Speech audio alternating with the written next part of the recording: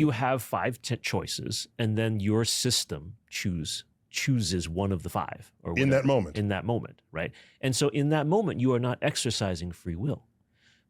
Did you set it up, though, with free will in the past so that you could react this way deterministically, but you actually were in control of the circumstance, right? Here's another physical example of that. A football player is trying to sack a quarterback. The quarterback jukes left. The person trying to sack the QB doesn't have enough time to think about whether to move left or right or up or down.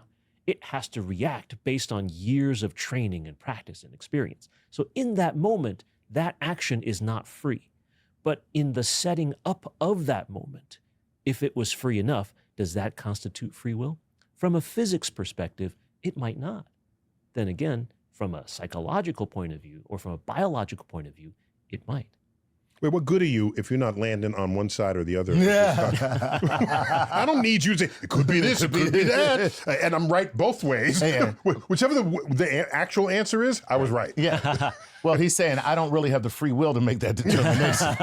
I'm going to be right or wrong. Let's just ask an opinion. In my opinion, I would like to have free will exist in this universe, even though philosophically it can be argued that it does not exist. Are you happy with a world where you perceive free will even if it isn't?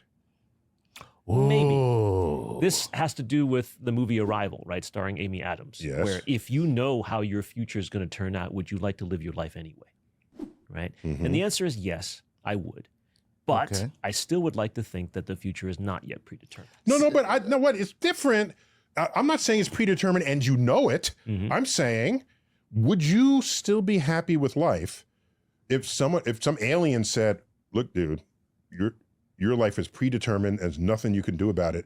Keep on believing you have free will. And then they go back to their planet. You're a puppet on a string. A puppet on a string from a free will puppet.